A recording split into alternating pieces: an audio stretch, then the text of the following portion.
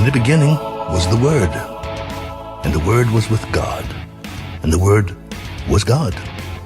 He was in the beginning with God. All things were made through him, and without him nothing was made that was made. For God so loved the world that he gave his only begotten Son, that whoever believes in him should not perish, but have everlasting life. For God did not send his Son into the world to condemn the world, but that the world through him might be saved.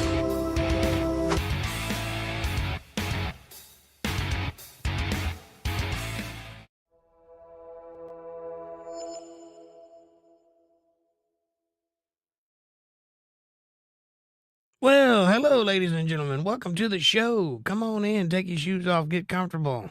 I'm Jake Johnson, and this is Untethered Live on a Sunday night. You know what that means. It's Bible study night. Tonight, we're in the great book of Judges, chapter 13, verse 20. That's where we left off. That's where we're going to pick up. How are you doing? How's the world where you are? It's raining like cats and dogs here. I know, because I went outside and stepped right in a poodle. Lisa Reen, what's happening? Hello. Welcome to the show. Come on in. How are you doing this fine evening?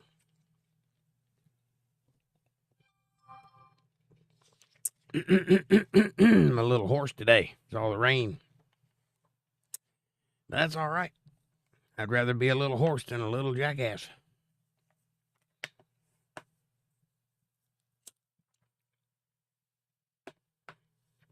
Or a little frog. That'd be bad.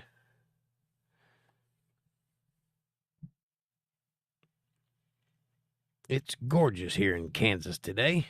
Oh, well, I'm not in Kansas anymore. It's raining bad out here. Well, it's stopped at the moment, but it's been raining all afternoon. But it's soggy out there, nonetheless. I'm glad it's nice weather where you are. That means it ain't all over the whole country. But we had severe thunderstorm warnings all day today for the whole state. So the whole state's covered in rain.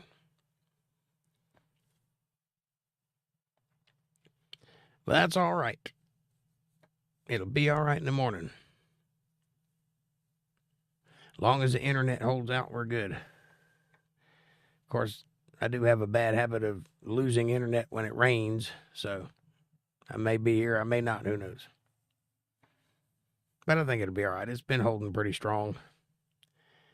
And now the worst of it's over, so I can't imagine that it just go out for no reason. How was your week? It was good. Had a long week. Didn't really accomplish much, but wasn't bad. It's comfortable. Thank you for asking. How was yours?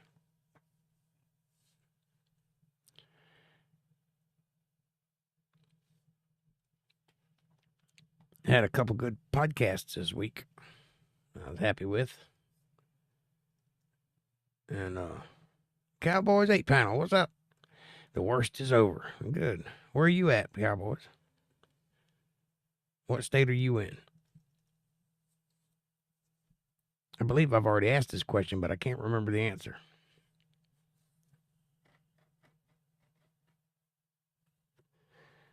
But I'm glad the worst is over anyway. I don't like thunderstorms. Puts a damper on your day.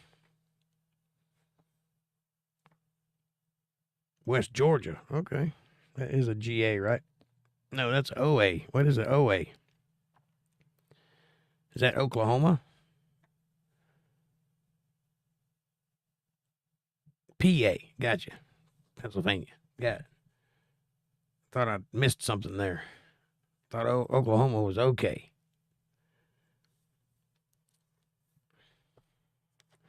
Boring mostly, but today I got a lot of stuff accomplished. Yay me. Yay you. I'm glad you got it. Get it while the getting's good, because you ain't getting any younger. He says as he looks in the mirror, looks at the length of his teeth and his scraggly beard, and charges for the day. Where are you? I'm in North Carolina, on the East Coast. eastern part of North Carolina.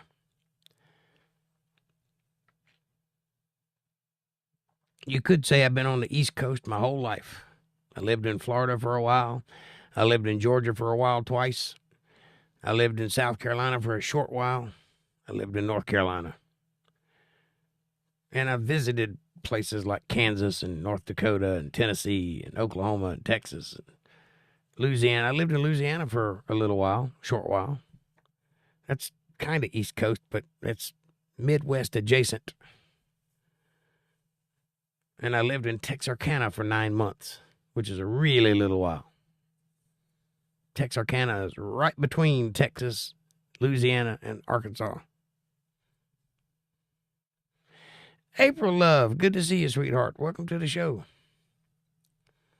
Louisiana, is it Oklahoma? I can't remember. Texarkana, Arkansas, Texas, and Oklahoma. Or Kansas. I don't know. Texarkana. You find it. I was 9. Give me a break.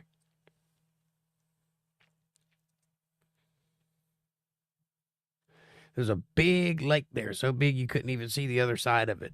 And I lived there on the coast of that lake. And there was lots of logs laying down, so we'd walk across those logs, look at the fiddler crabs and such. And I learned some very valuable lessons there in Texarkana. I've been around a bit, LOL. A little bit. I can't read. My glasses are going bad. Everyone says, hello, welcome Lisa Reen and Cowboys 8-panel. Good to see you, loves. Good to see you too, sweetie. How are things? Hope you're staying dry down there in Florida town.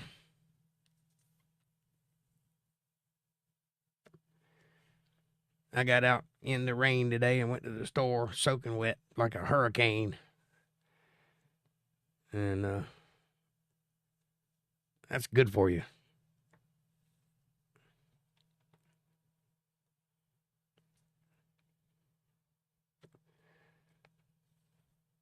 I'm trying hard not to be negative, LOL. Well, don't be negative. Be positive. Remember that electrons flow from negative to positive. So if you want to be energetic, be positive.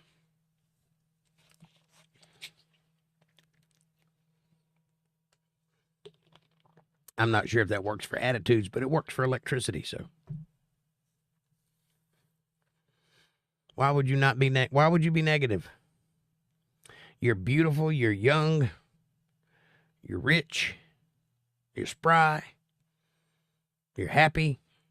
There's nothing to be negative about. You know me? I mean, come on. You're like a millionaire now. What more could you want?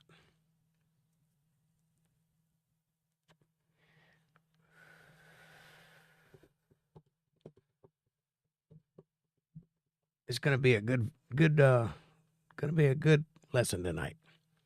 This book of Judges is quite interesting.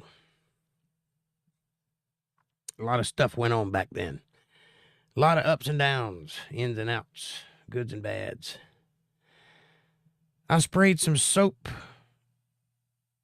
on the hibiscus flowers in the rain. Flowers, yay, says Cowboys 8-panel. That sounds fun.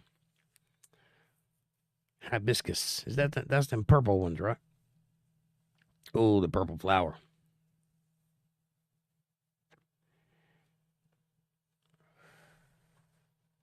My sister is a florist whose last name is Flores. Interestingly enough.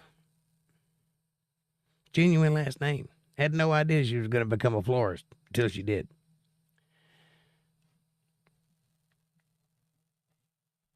Aha, says April. It's so hard when your times are hard and emotionally distraught. Always happens at the lowest times.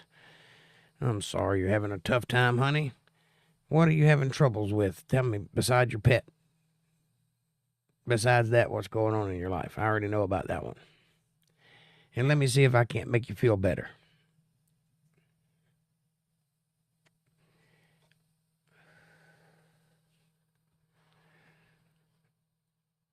Negative would be others' ants. dog poo and dumping, says Cowboys 8 panel. Yeah, that would be negative. Missy is beautiful and I love her flower shop. Yes, she is, and yes, you do.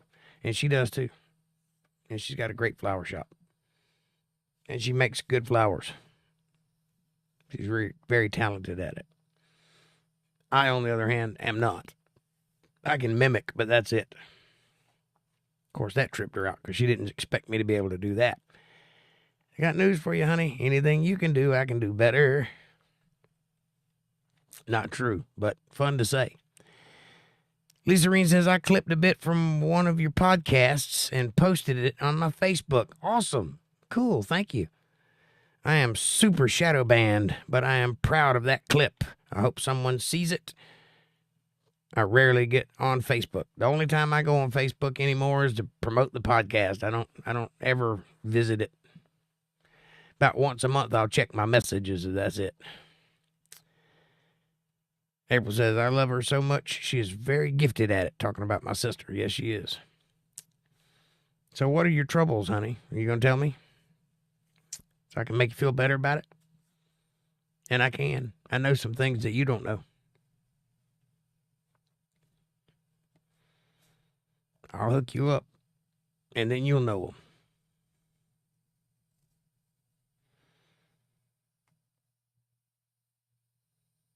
But I got to know what the problem is so I know where to aim this thing.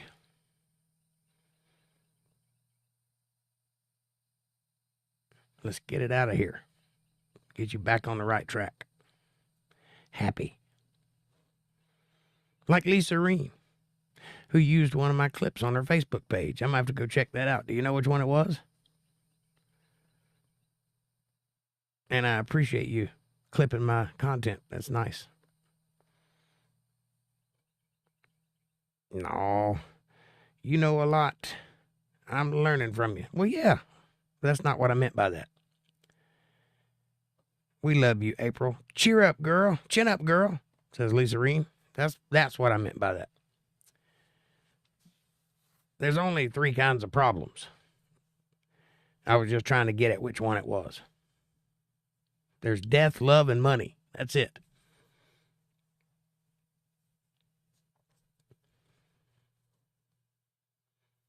All problems stem from those 3 things.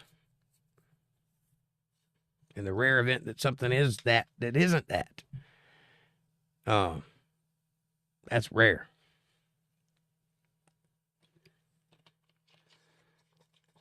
I'm suffering from Mother Nature and in and out of mood swings. I hate it. Oh. Yeah, well, that's one of those 3. There's nothing you can do about it right now, but really? Still? That's amazing.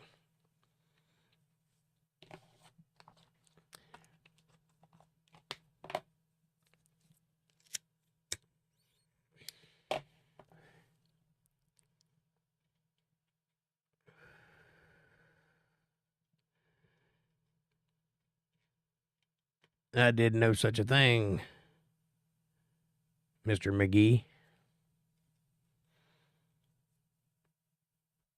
And you misspelled God, by the way. Am I going to have to ban you? Hit the subscribe button before I ban you. 1 minute. I'm nice. And the next, my head is spinning. Ugh. Cowboys 8 panel says, popcorn and roses, April. I think that's what that is. Looks like popcorn. Might be an old smiley face. I'm not sure.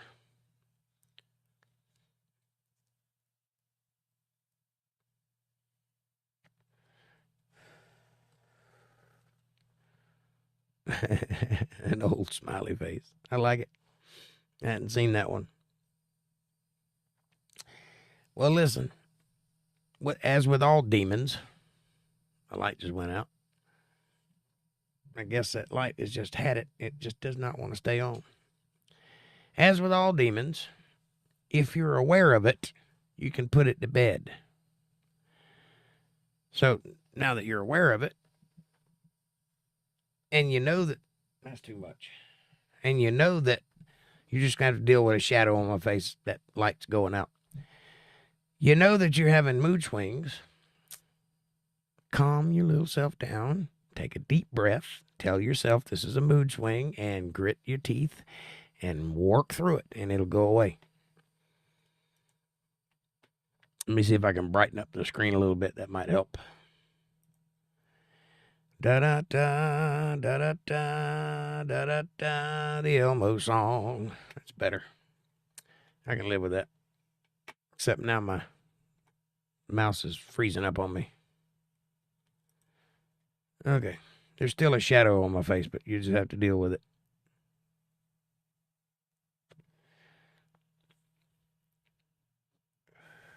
I am breathing and relaxing.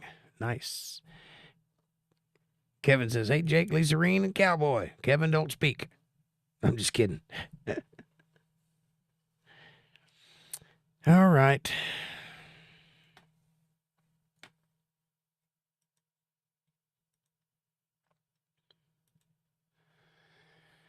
You can always tell when you're over the target. That's when you get the most flack.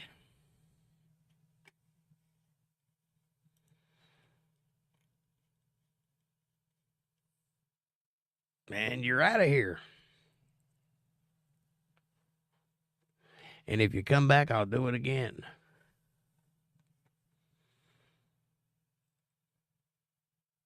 Well, chin up, honey. Life is full of different stuff, good and bad.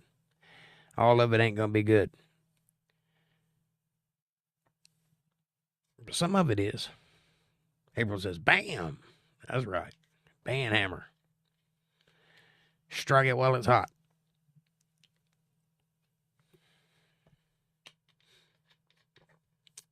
I have a pair of underwear that has a band hammer on it. Got it as a gift. I learned a little bit about labeling things that irk me. That is that, and this is this. Yeah, it can be irksome to label things. There are labels, but most of them are general. To get specific is a problem. For example, you've heard the expression, there's two kinds of people in the world. Well, there's all kinds of two kinds of people in the world. You can boil everything down to a dichotomy. And in some instances, one of those might fit the scenario, but there's thousands of other ones, you know. There's two kinds of people in the world. There's the people that believe and the people that don't. Well, that works for some stuff, but there's also two kinds of people in the world, people that pay taxes and people that don't. People that fish, people that don't. People that have red cars and people that don't, you know. So labeling is only sufficient when in context with the thing you're labeling.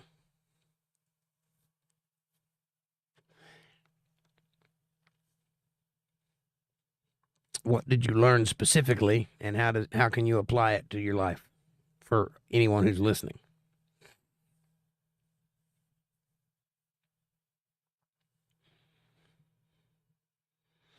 Wasn't on the red car anyways. Ha ha ha. I wasn't on any kind of car at this moment. Well, we got ourselves a sports update from Kevin Cox. The All-Star game for baseball is tomorrow night. That means that MLB is not having any games until Wednesday. However, the MLB draft is going on as we speak, or in my situation, type. Back to you, Bob. Oh, and the Devil Rays pick in the 19th slot. Interesting. Sports fans, there's your daily update. Y'all have to forgive me. I'm a little under the weather today. Little being out in the rain too much.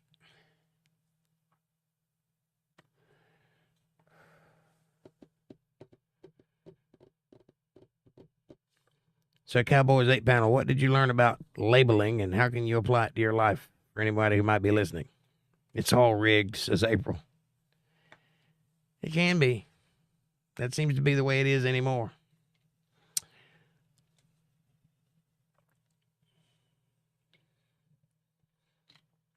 Since 2008, anyway. When that law was passed that lifted the ban on propagandizing, everything has been different since then. Pardon me.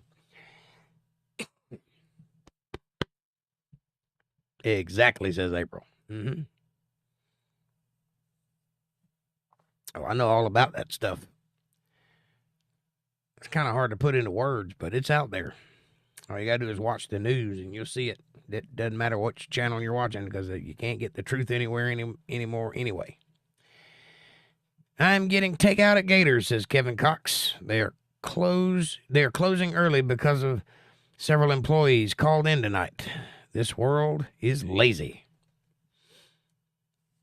Lazy, crazy, and meager. No YHS. Or no yes. Or yes, no. Cowboys 8 Pound says, I try to focus on me and find others are, well, you know, problematic.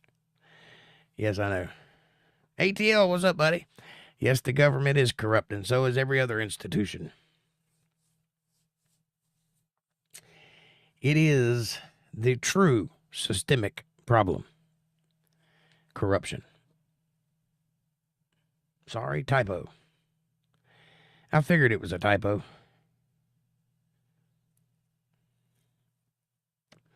It's either no yes or no thanks.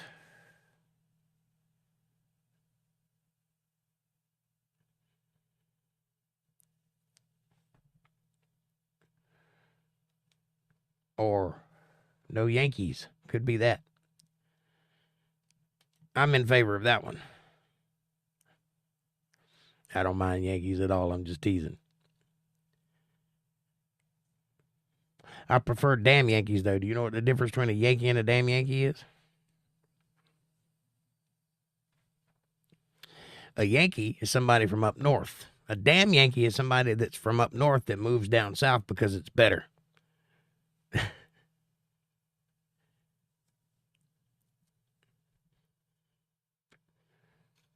There's a lot of those in Florida, which is where that expression comes from, oddly enough. Kevin says, I try to focus on bourbon. It works.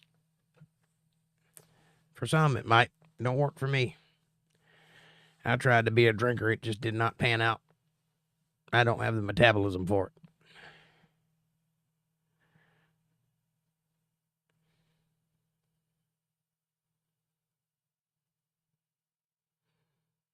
But most people self-medicate in some fashion. It's necessary. It's a painful world we live in.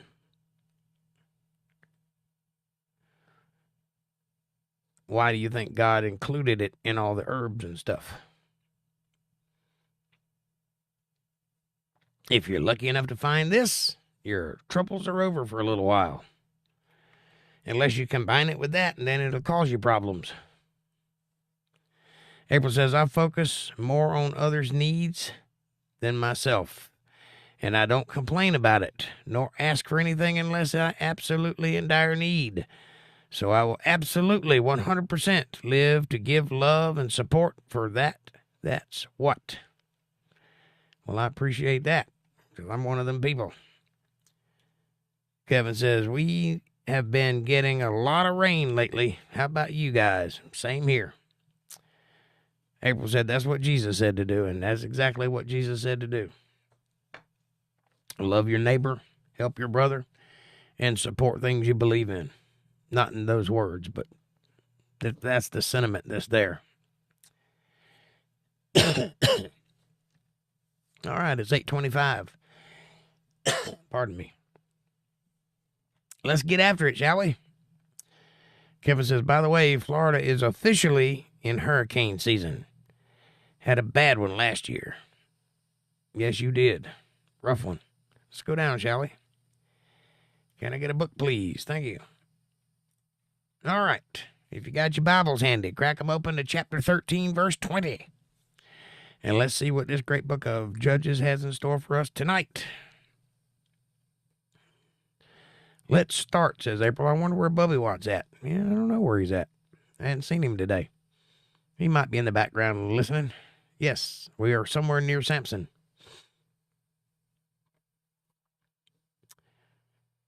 For it came to pass, when the flame went up towards heaven from off the altar, that the angel of the Lord ascended in the flame of the altar. And Manoah and his wife looked on it, and fell on their faces to the ground. Now, keep in mind that just about every time an angel appears, the people's instinct is to fall to the ground, put their face at their feet. And the angel usually says, get up, don't worship me. I'm not here to be worshiped. I'm just like you. I'm a messenger from God, but I'm just like you. You worship God, you don't worship angels. So this is a false instinct to worship anything that's more powerful than you. You worship God, period. But the angel of the Lord did no more appear to Manoah and his wife. Then Manoah knew that he was an angel of the Lord. Yeah, because he appeared when you sacrificed to him. That's the angel that works for God. That would be Gabriel, the archangel. And Manoah and his wife. And Manoah said unto his wife, there it is. We shall surely die because we have seen God. No, you haven't seen God. You saw an angel. But his wife said unto him, if the Lord were pleased to kill us, he would not have received the burnt offering and a meat offering at our hands. Neither would he have showed us all these things, nor would, as at this time, have told us such things as these. Now, it didn't go into what the angel told them. It didn't go into what it showed them. But clearly, the wife understands what's happening here. The man is terrified that he's going to die because he saw God. He did not see God. He saw an angel of God. That's different. Undoubtedly, the angel that appeared before Manoah and his wife told them that they were about to conceive a son and what to do with him, because this is a special kid they're about to bear. You don't even know if angels can see God. They most certainly can see God.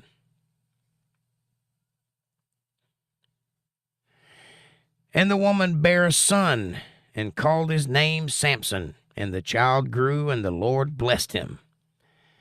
And the Spirit of the Lord began to move him at times in the camp of Dan between Zorah and Eshtaol, meaning that he would get bouts of information that he would share with people, get bouts of visions that he would see that came to pass, that sort of thing.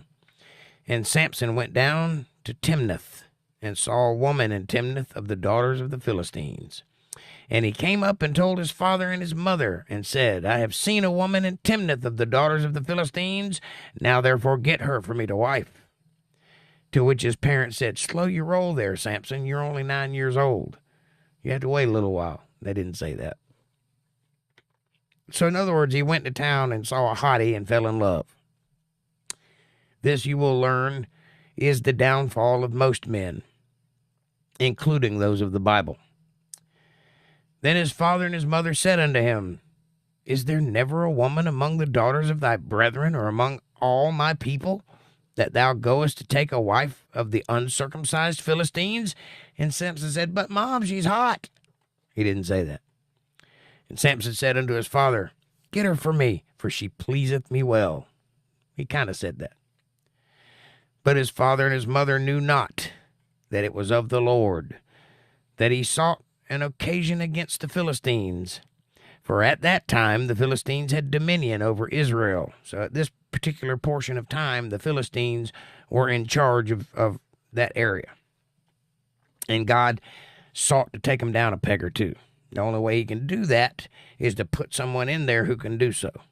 And that would be Samson. Then went Samson down and his father and his mother to Timnath, and came to the vineyards of Timnath, and behold, a young lion roared against him. A young lion, kitty cat. And the Spirit of the Lord came mightily upon him, and he rent him as he would have rent a kid. In other words, he ripped it in half. Much like you do a kid when you, this is an allusion to the Hebrew blood covenant, where they would split a kid down the middle, put both halves on either side of a party, and the party would then walk through it while making promises to each other and worshiping God. That's where the expression, yea, though I walk through the valley of the shadow of death, comes from. Hebrew blood covenant. Look into it. It's pretty interesting. That's what this means. That's the expression being used here. And he had nothing in his hand, meaning he didn't use a knife. He split it by grabbing it and ripping it in half. Strong kid, this kid. But he told not his father or his mother what he had done. He killed it when they weren't looking. That's a red flag, by the way. And he went down and talked with the woman, and she pleased Samson well. And he said, hey, I just killed a lion. She was like, ooh. That didn't happen. And after a time, he returned to take her, and she turned aside to see the carcass of the lion, and behold, there was a swarm of bees and honey in the carcass of the lion, which is weird. And he took thereof in his hands, and went on eating, and came to his father and his mother, and he gave them. This is all happening in the same day. It seems like there's a period of time that's passed, because it says that he went away and came back, but he went away in the market and came back. He gave his father and his mother, and they did eat. But he told not them that he had taken the honey out of the carcass of the lion, because that would be gross. So his father went down unto the woman, and Samson made there a feast. For so used the young men to do so. In other words, in those days it was customary for the son to cook for the parents while on vacation. And it came to pass, when they saw him, that they brought 30 companions to be with him. They're trying to get him. And Samson said unto them, I will now put forth a riddle unto you, if you can certainly declare it with me. If you can certainly declare it to me within 7 days of the feast, and I find it out, then I will give you 30 sheets and 30 changes of garments. But if you cannot declare it me, then shall you give me 30 sheets and 30 changes of garments. And they said unto him, Put forth thy riddle, that we may hear it. So this is a bit of a challenge to the friends that have gathered around.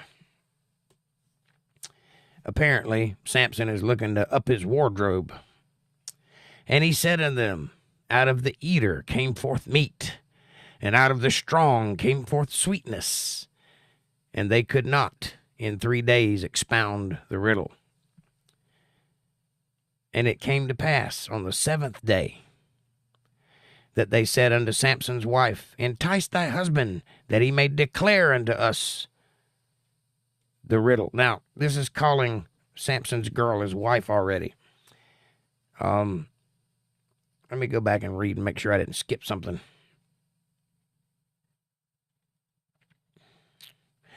I'm guessing this feast that they're having is the engagement party. It doesn't say.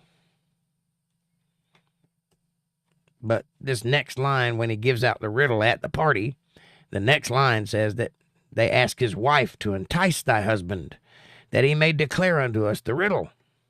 It's the honey from the carcass of the lion. Come on. Lest we burn thee and thy father's house with fire. Have ye called us to take that we have? Is it not so? That's a pretty rough way to put it. Hey, go ask your husband if he can tell us the truth, or we'll burn you and your family. Is not this our land? Did we not come to take what's ours? And Samson's wife wept before him and said, Thou dost but hate me, and lovest me not. Already playing the pity party games with him. Thou hast put forth a riddle unto the children of my people, and hast not told it me. And he said unto her, Behold, I have not told it my father nor my mother. And shall I tell thee? And she wept before him the 7 days while their feast lasted. And it came to pass on the 7th day that he told her, because she lay sore upon him. In other words, she was really putting the guilt trip on him, really laying it on thick. Wouldn't talk to him, crying all the time, talking about how bad she feels and how everybody is against her and blah, blah, blah. You've heard this story before. And she told the riddle to the children of her people, because he finally gave in and told her, because woman is mightier than the sword. Remember that, ladies. And the men of the city said unto him on the 7th day, before the sun went down, what is sweeter than honey, and what is stronger than a lion? And he said unto them, if you had not plowed with my heifer, ye had not found out my riddle. In other words, the answer is Samson. And the Spirit of the Lord came upon him, and he went down to Ashkelon, and slew 30 men of them, and took their spoil, and gave change of garments unto them which expounded the riddle, and his anger was kindled, and he went up to his father's house. Why is he mad? Because they answered his riddle, and he knows where it came from, only he hasn't admitted it to himself yet. He knows his wife has abandoned him, or betrayed him at the very least. He just doesn't want to admit it, and it takes a little bit to get him to admit it.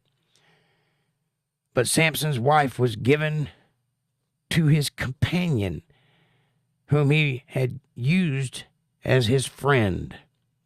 He brought him as his guest, his friend. But it came to pass within a while after, in the time of wheat harvest, that Samson visited his wife with a kid, and he said, I will go in to my wife into the chamber, but her father would not suffer him to go in. And her father said, I verily thought that thou hast utterly hated her. Therefore I gave her to thy companion. Is not her younger sister fairer than she? Take her, I pray thee, instead of her. Well, now we've got a problem, because Samson has claimed this woman to be his wife. Now I understand what calling his wife meant. They're betrothed, not married yet. And so while he's gone out doing his thing, her father gives him to Samson's friend. So she's already been claimed, even though Samson claimed her already. And so now he's trying to entice Samson with his younger daughter, which ain't bad for Samson, but you know. Samson said concerning them, Now shall I be more blameless than the Philistines, though I do them a displeasure, because he's about to whoop some tail. Samson went and caught 300 foxes, and took firebrands, and turned tail to tail, and put a firebrand in the midst between the two tails. And when he had set the brands on fire, he let them go into the standing corn of the Philistines, and burnt up both the shocks and also the standing corn with the vineyards and the olives. In other words, he made flaming arrows out of foxtails and burned down their crops, because he's mad. Then the Philistines said, Who hath done this? And they answered, Samson, the son-in-law of the Timnite. They're in Timnath. That's the land of the Timnites. Because he had taken his wife and given her to his companion. And the Philistines came up and burnt her and her father with fire. And Samson said unto them, Though ye have done this, yet will I be avenged of you. And after that I will cease. I'm going to raise hell, and I'm going to kill you all. And when I'm done, I'll calm down. So you don't have to worry about me after that. But I'm getting my revenge. And he smote them hip and thigh with a great slaughter. And he went down and dwelt in the top of the rock Etam. Now this rock Etam has been used a couple of times in the Bible. I believe, I might be wrong about this, but I believe this is the same rock where David and Jonathan used to hang out. Anyway, then the Philistines went up and pitched in Judah and spread themselves in Leah. Lehi, And the men of Judah said, Why are you come up against us? And they answered, To bind Samson are we come up, to do him as he hath done to us. So now we've got both sides. Everything is so damn brutal. Yeah, it's pretty brutal. We got both sides against each other because of a woman.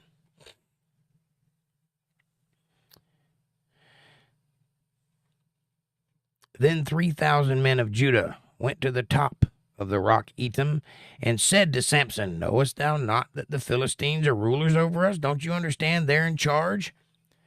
Andrew Langlois, there's a name I hadn't seen in a while. Yes. Etam, not Etam. Different place. But I like the way you think, Andrew. Edom, Etom, is where Esau is from. Etam is a different spot. Don't you know that they're in charge? They're rulers over us? What is this that thou hast done unto us? And he said unto them, As they did unto me, so I have done unto them. It's a he said, she said moment. He's blaming them and they're blaming him. They both did wrong. And they said unto him, We are come down to bind thee, that we may deliver thee into the hand of the Philistines. To which Samson replied, You just try it, buddy. He didn't say that. And Samson said unto them, Swear unto me that you will not fall upon me yourselves. He said, I'll go with you if you'll swear to me that you won't kill me yourselves, because I got business to attend while I'm there. And they spake unto him, saying, No, but we will bind thee fast and deliver thee into their hands, but surely we will not kill thee. And they bound him with 2 new cords, big mistake, buddies, and brought him up from the rock. Those 2 new cords, that don't mean anything to this man Samson, who it has not alluded to yet, but was quite the strapping gentleman. He was very, very strong. And when he came to Lehi, the Philistines shouted against him, and the Spirit of the Lord came mightily upon him, and the cords that were upon his arms became as flax that was burnt with fire, and his bands loosed from off his hands. They just fell off. He just ripped them off, no problem. And he found a new jawbone of an ass, and put forth his hand, and took it, and slew 1,000 men therewith, with the jawbone of an ass. No sword, no whip, no spear, no battle axe, just a jawbone. He killed 1,000 men that day. And Samson said, With the jawbone of an ass, heaps upon heaps, with the jawbone of an ass I have slain 1,000 men. And it came to pass, when he had made an end of speaking, that he cast away the jawbone out of his hand, and called the place Ramath Lehi, which translates roughly to the place where I stomped everybody's tail. And he was sore athirst, because killing folks makes you thirsty, and called on the Lord and said, Thou hast given this great deliverance into the hand of thy servant. Now shall I die for thirst, and fall into the hand of the uncircumcised? But God clave an hollow place that was in the jaw, made him start salivating. And there came water thereout, and when he had drunk, his spirit came again, and he revived. Wherefore he called the name thereof Enachor, which is in Lehi unto this day. Now there's 2 ways to read this. Either the water came out of his own jaw, or the jaw of the ass that he threw away.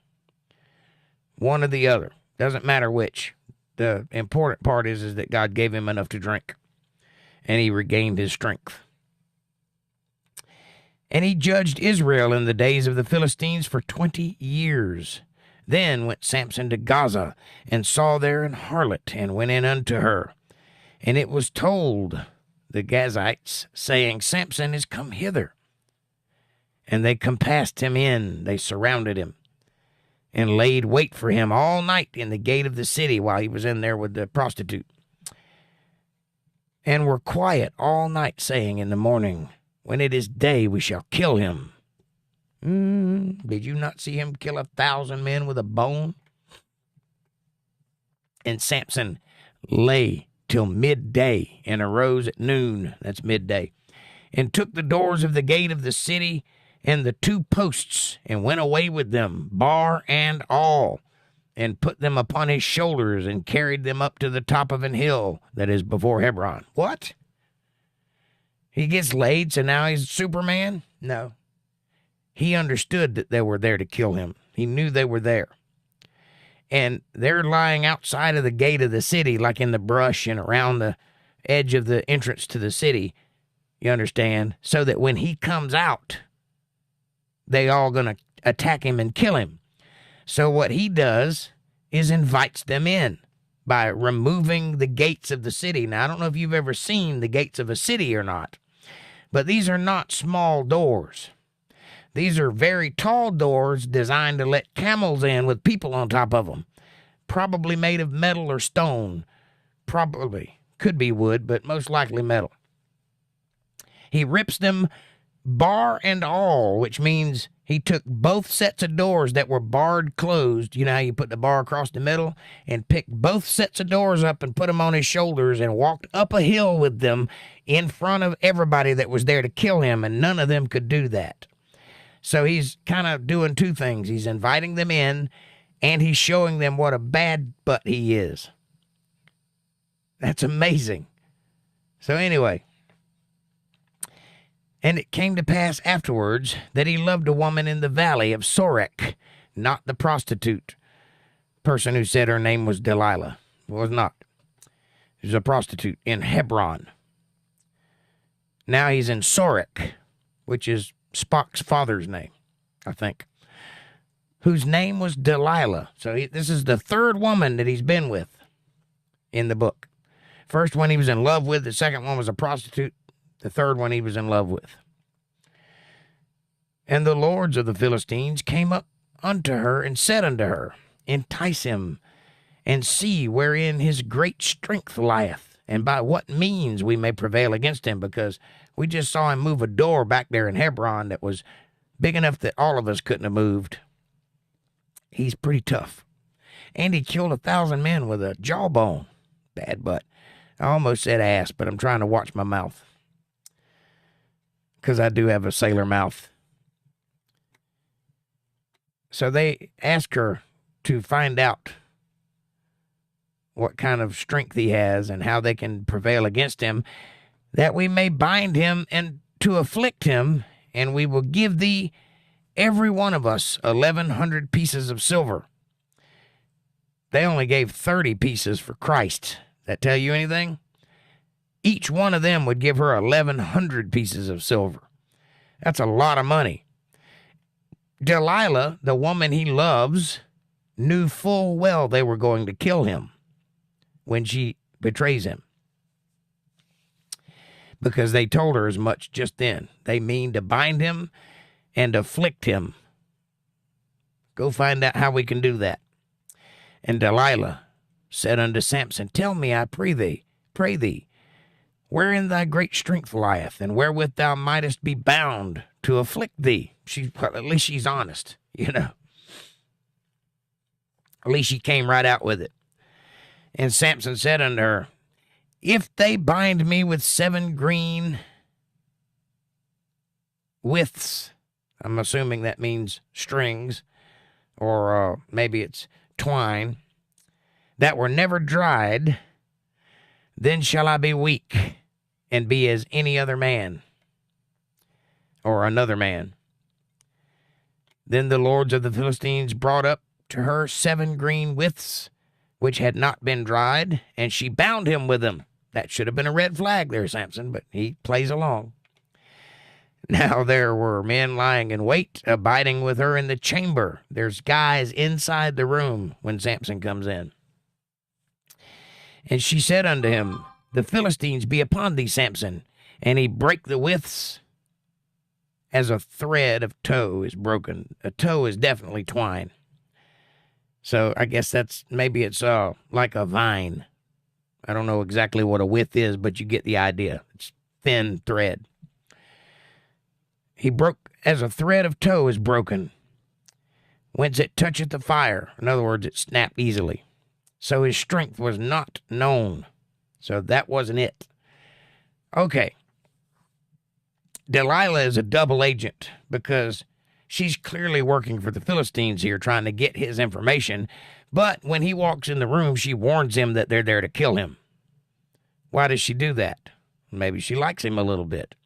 Maybe she just wants the 1,100 pieces of silver from every man that it was with that guy at that time. And Delilah said unto Samson, Behold, thou hast mocked me and told me lies. Now tell me, I pray thee, wherewith thou mightest be bound. To which he said, Well, you see what you did with what I told you? He didn't say that. And he said unto her, If they bind me fast with new ropes that were never occupied, then shall I be weakened as another man. Again, not true. Delilah therefore took new ropes and bound him therewith, and said unto him, The Philistines be upon thee, Samson. Now I think she's playing with him. Same thing. Binds him up herself, and then warns him they're there to kill him. And there were liars in wait abiding in the chamber, and he brake them from off his arms like a thread. And Delilah said unto Samson, Hitherto thou hast mocked me again, and told me lies.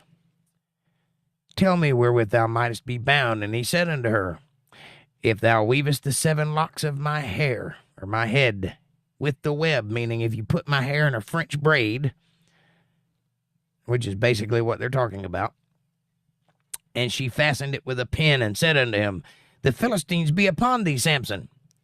And he awakened out of his sleep, and went away with a pin of the beam, and with a web. In other words, he left that place wearing a French braid. What a laughing stock he must have been, huh? And she said unto him, How canst thou say, I love thee, when thine heart is not with me? And thou hast mocked me these 3 times. You've told me how to kill you, and you didn't let me kill you. How could you love me if you won't let me kill you? And Samson's like, Well, I'm not an idiot. But apparently he is, because he does love her. And hast not told me wherein thy great strength lieth. And it came to pass when she pressed him daily with her words, and urged him, so that his soul was vexed unto death. He's so tired of hearing her talk, that he told her all his heart, and said unto her, There hath not come a razor upon mine head. Now, you see, this is not ignorance. This is naivety. He's thinking, ain't nobody going to be able to cut my hair because I'll stop them. And she's been nagging at him for days and days and days. Tell me. So finally he says, You know what? It's because I got long hair. That's why. And then he tells her foolishly that I have been a Nazarite unto God from my mother's womb. What does that mean? That means he's never drank anything strong. He's never eaten meat. Hey, Ajot, I just saw you walk in. I've been eyeballing you. Great read tonight. Thank you. Appreciate you. A Nazarite is a vow given to God. They don't cut their hair at all, ever. They don't eat anything strong. They don't drink anything strong. They eat locusts and bugs and herbs and things like that. And they drink honey and milk. That's it. So they're pure, which is why he's so strong and so well put together. Let that be a lesson to all you folks out there, that if you want to be strong and well put together, stop eating processed foods and start eating things that grow out of the ground. Simple, easy, effective, not nearly as filling, but will do the job. So he says, I've been a Nazarite from my mother's womb. If I be shaven, then my strength will go from me, and I shall become weak and be like any other man. And when Delilah saw that he had told her all his heart, she sent and called the lords of the Philistines, saying, Come up this once, for he hath showed me all his heart.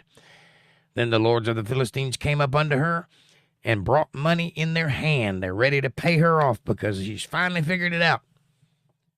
Well, keep in mind that at the beginning of this tale, the very first part of this story says that though that his parents didn't understand why he was doing what he was doing, that this was of God, because God sought to go against the Philistines. So everything that has transpired into this moment, the fights with the Philistines, the running, the people lying in wait, the Delilah trying to get him to tell her secret, tell her his secrets, all of that is ordained by God, which is why it's happening this way. Because no man of any conscience mentality would ever do this willingly unless he had an ulterior motive. You have to read between the lines a little bit in this story, but you have to understand that he knows she's playing him. She's done it 3 times. He knows. So, go figure.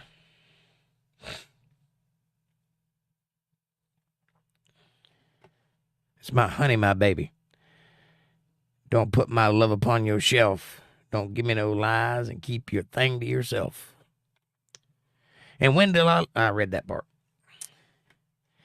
And she made him sleep upon her knees. In other words, his head was on her lap and she was rubbing his hair until he fell asleep. And she called for the man. And she caused him to shave off the 7 locks of his head. And she began to afflict him, and his strength went from him. And she said to the Philistines, the Philistines be upon thee, Samson. And he awoke out of his sleep and said, I will go out as at other times before, and shake myself. And he wist not that the Lord was departed from him. He didn't realize he was bald. Remember, he had a French braid in his hair the last time they were talking. I don't know if it stayed there or not, but the Philistines took him and put out his eyes and brought him down to Gaza and bound him with fetters of brass. And he did grind in the prison house, meaning they put him to work. Howbeit, the hair of his head began to grow again after he was shaven, which meant he was in prison for a little while.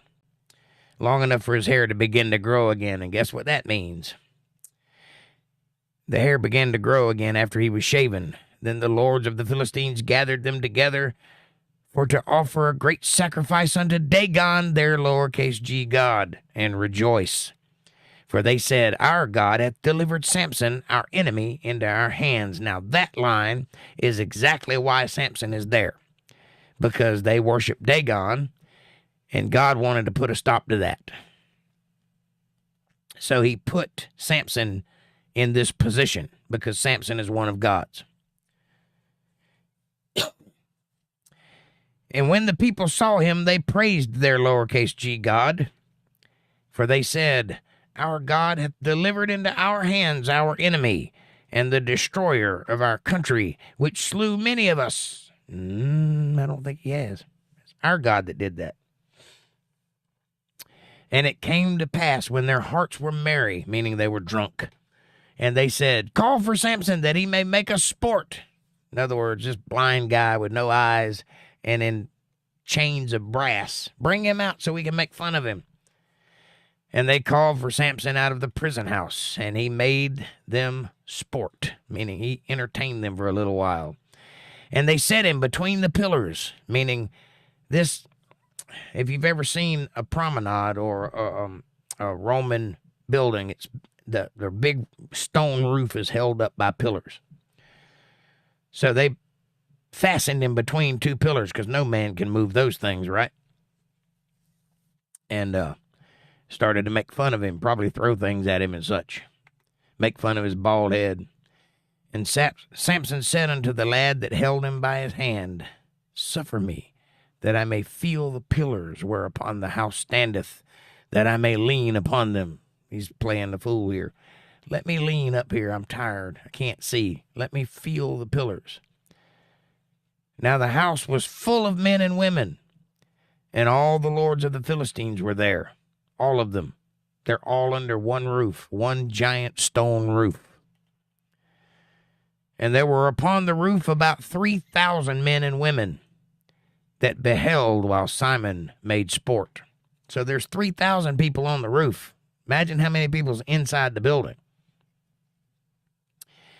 And Samson called unto the Lord and said, O Lord God, remember me, I pray thee, and strengthen me, I pray thee, only this once, O God, that I may be at once avenged of the Philistines for my eyes, for my 2 eyes.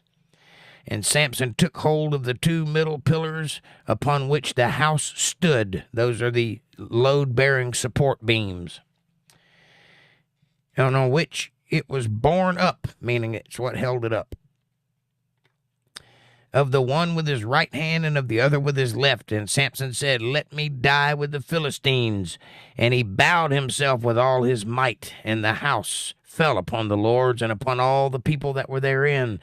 So the dead which he slew at his death were more than they which he slew in his life, more than thousands of men. Then his brethren and all the house of his father came down and took him and brought him up and buried him between Zorah and Eshtaol in the burying place of Manoah his father. And he judged Israel for 20 years. And there was a man from Mount Ephraim whose name was Micah. Let's go with Micah. And he said unto his mother, The 1,100 shekels of silver that were taken from thee, about which thou cursedst, and spake of also in mine ears, Behold, the silver is with me, I took it. And his mother said, Blessed be thou of the Lord my son. See what happens when you're honest? You get blessed by God. This is a different story, by the way. And when he had restored the 1,100 shekels of silver to his mother said, I had wholly dedicated the silver unto the Lord from my hand for my son, to make a graven image and a molten image. Now therefore I will restore it unto thee. Don't do that. That's not what God wants. Hey, Dana, welcome to the show. Come on in. Yet he restored the money unto his mother, and his mother took 200 shekels of silver and gave them to the founder, who made thereof a graven image and a molten image, and they were in the house of Micah. And the man Micah had an house of gods, lowercase g, and made an ephod and teraphim, and consecrated one of his sons, who became his priest. An ephod and a teraphim. An ephod is a container. I don't know what a teraphim is. Let's find out, shall we? Give me a second.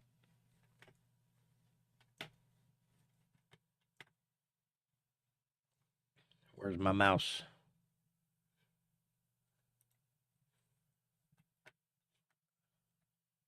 I always get confused. An ephah is a vest and an ephod is a container, I believe.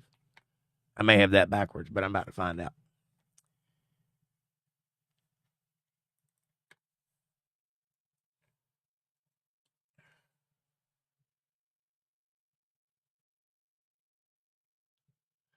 Okay, a teraphim is a small image.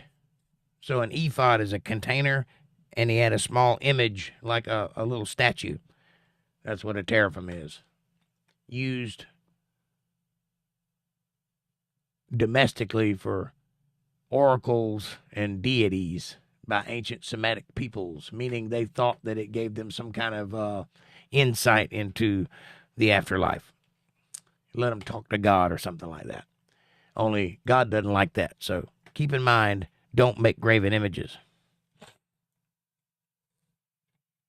The name is Medusa. Is it now? Well, that could be a teraphim, yeah.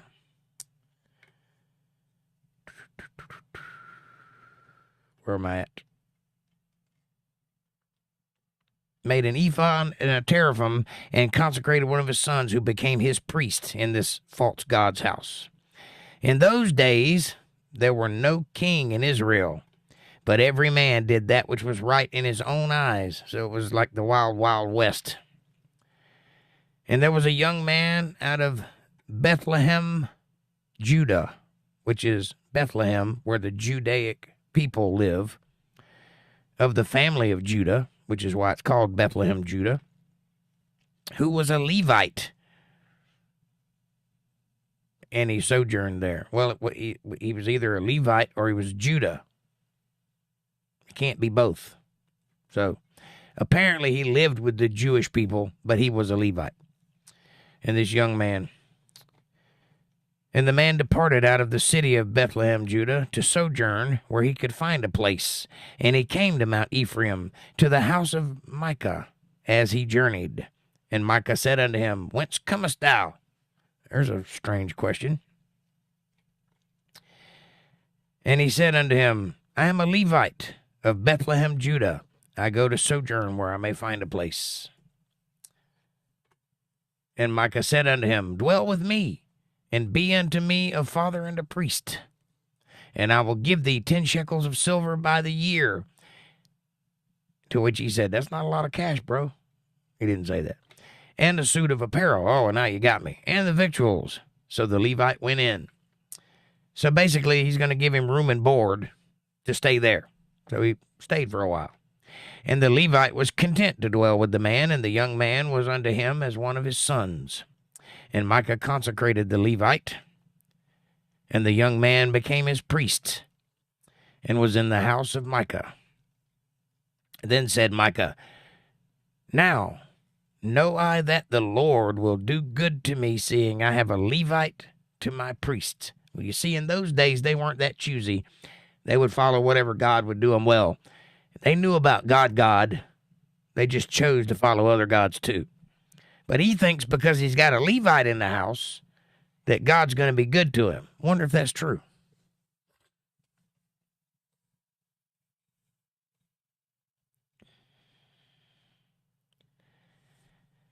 In those days, there was no king in Israel. In those days, the tribe of the Danites sought them an inheritance to dwell in. For unto that day, all their inheritance had not fallen unto them among the tribes of Israel. So they hadn't got their inheritance yet. So they're looking. And the children of Dan sent of their family 5 men from their coasts, men of valor, from Zorah and from Eshtaol, the same place Samson came from, right in between, to spy out the land and to search it. And they said unto them, Go, search the land. Who, when they came to Mount Ephraim, to the house of Micah, they lodged there. And when they were by the house of Micah, they knew the voice of the young man, the Levite. And they turned in thither and said unto him, Who brought thee hither? Where did you come from? How did you get here? And what makest thou in this place? And what hast thou here? A lot of questions. And he said unto them, Thus and thus dealeth Micah with me, and hath hired me, and I am his priest. So they said, Ain't you a Levite? And they said unto him, Ask counsel, we pray thee, of God, our God, that we may know whether our way which we go shall be prosperous. And the priest said unto them, Go in peace, before the Lord is your way wherein ye go. Wherever you go, that's where you should be. That's what he told them. Go in peace. Wherever you end up, that's where you're supposed to be. Then the 5 men departed and came to Laish, and saw the people that were therein, how they dwelt careless, after the manner of the Zidonians, quiet and secure. And there was no magistrate in the land that might put them to shame in anything. And they were far from Zidonians, and had no business with any man. They were just kind of there. They were dwellers.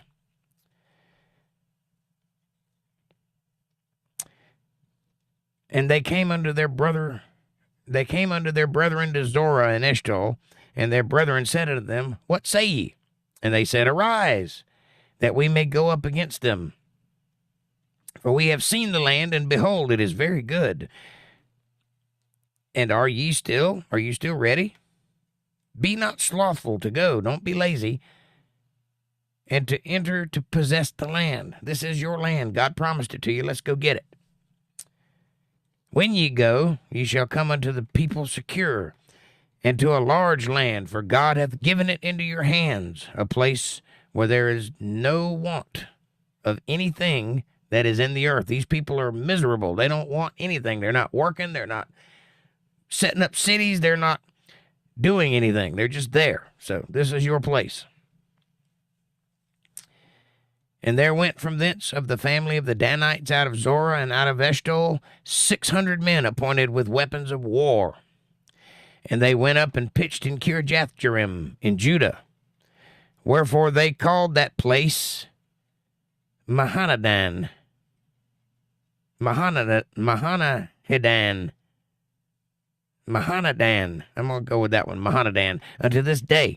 Behold, it is behind Kirjath-jearim. So Mahanadan is behind Kirjath. And they passed thence unto Mount Ephraim, and came unto the house of Micah, and answered the 5 men that went to spy out the country of Laish, and said unto their brethren, Do ye know that there is in these houses an ephod, and a teraphim, and a graven image, and a molten image? Now therefore consider what ye have to do. You got to tear that down, because God told you don't have those things. This, they are in the right. I don't know whether the Levite is in the right or not. And they turned thitherward, and came to the house of the young man, the Levite, even unto the house of Micah, and saluted him. And the 600 men appointed with their weapons of war, which were of the children of Dan, stood by the entering of the gate. And the 5 men that went to spy out the land went up, and came in thither, and took the graven image, and the ephod, and the teraphim, and the molten image. And the priest stood in the entering of the gate with the 600 men that were appointed weapons of war. So he's standing there, unable to do anything, while they just ransack his house and take his things. And these went into Micah's house, and fetched the carved image, the ephod, and the teraphim, and the molten image. Then said the priest unto them, What do ye? That's the Levite talking. And they said unto him, Hold thy peace, lay thine hand upon thy mouth, and go with us, and be to us a father and a priest. It is better for thee to be a priest unto the house of one man, or that thou be a priest unto a tribe and family in Israel. Is it better? That's a question. I messed that up.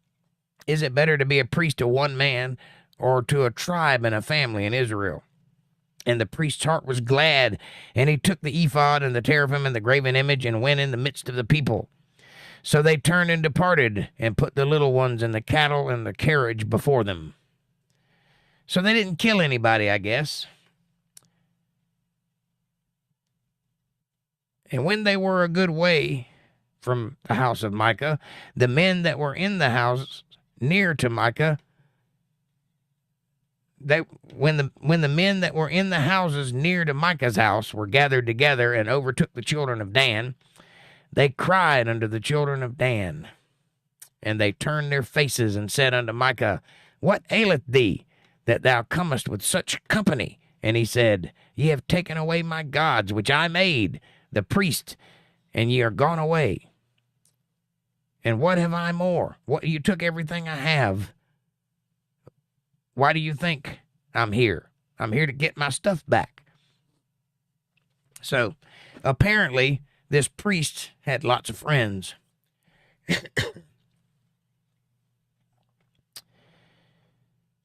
And what is this that ye say unto me? What aileth thee? What do you mean, what aileth thee? You took all my stuff. That's what aileth thee. And the children of Dan said unto him, Let not thy voice be heard among us, lest angry fellows run upon thee, and thou lose thy life with the lives of thy household. This is a threat. This is very clear. Don't talk too loud about your false god. We did you a favor by leaving you alive.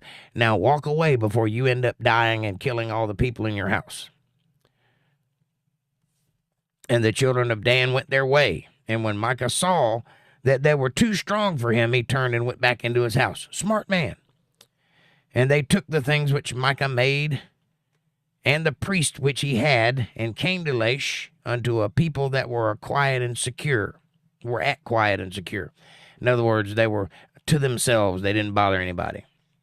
And they smote them with the edge of the sword and burnt the city with fire. Well, they got their aggression out anyway.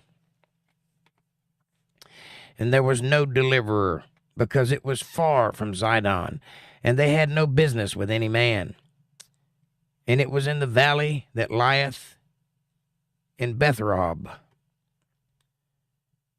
And they built a city and dwelt therein, and they called the name of the city Dan. So if you ever wonder where the Danites went, that's how they got there. After the name of Dan their father, who was born unto Israel. Howbeit the name of the city was Laish at the first.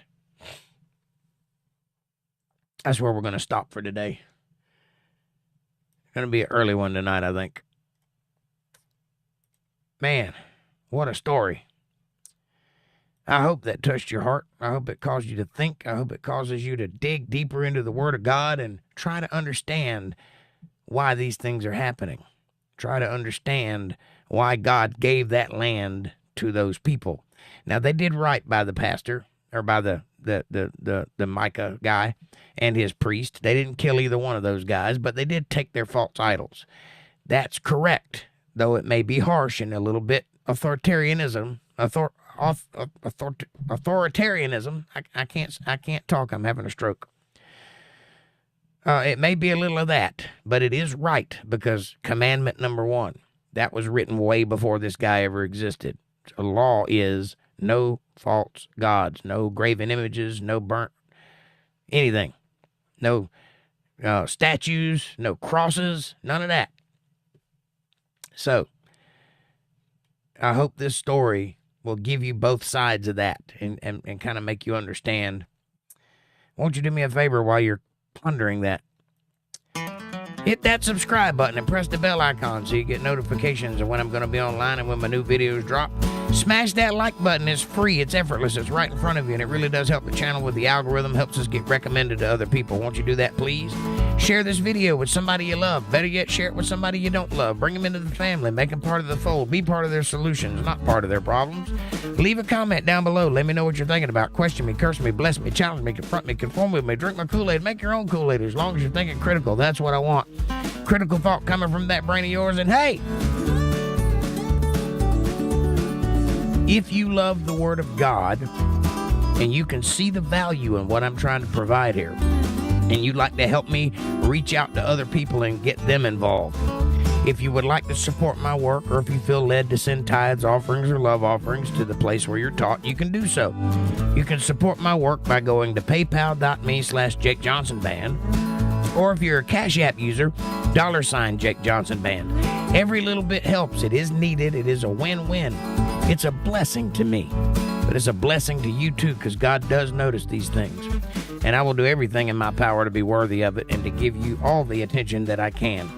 And with that, I will round out this video and take all of your questions and comments. How did you like that? What did you think? Did you learn anything? Does your brain feel like mayonnaise? Do you feel like you've been on a whipping post? Tell me what's on your mind, and I will illuminate. Let me see what I missed in the chat.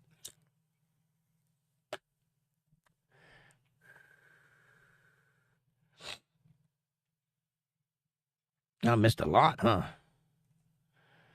Oh, here we go. Nope. More? Yep. 1,000 men, Andrew. On his day of living, he killed more than 1,000 men.